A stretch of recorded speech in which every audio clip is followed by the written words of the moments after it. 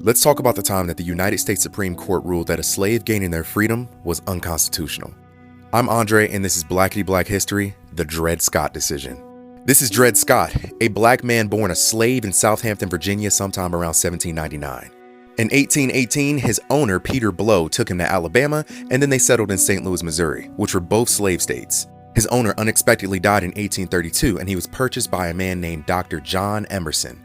Emerson then took Dred to the Illinois and the Wisconsin territories, which were both free territories. That's very important here. These are both free states where slavery was outlawed by the Missouri Compromise. In Wisconsin, Dred married another black enslaved woman named Harriet Robinson, and her owner transferred ownership to Dr. Emerson. In 1842, John Emerson died suddenly, and the ownership of Dred Scott and his wife Harriet and their newborn child was transferred over to Dr. Emerson's wife, this ravishing young woman, Irene Sanford. At this point, Dred and his wife are thinking to themselves, wait, we were just in free territory, and we lived there, and we conceived a child there. Doesn't that mean we're free? What? Wait, why are we still slaves? They moved back to St. Louis where Irene was living, and they asked for their freedom, and Irene denied it. So Dred and Harriet took it to the courts. They received funding through abolitionists and their former owner, which was a surprise, and the St. Louis Circuit Court denied them but granted them a retrial, where they eventually won their freedom.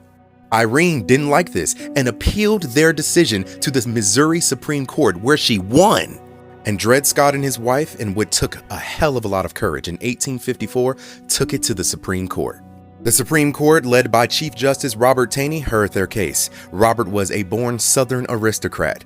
I think you know where this is going. The United States Supreme Court ruled against Dred Scott and his wife, basically saying that black people, free or enslaved, were not citizens of the United States and had no right to sue in federal court. And more racist nonsense.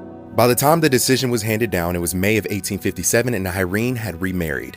Her new husband wasn't really with that slavery nonsense, and they sold Dred Scott and his wife back to the family of Dred's original owner, the Blow family. The Blow family immediately gave Dred his freedom, and he was a free man at the age of 58.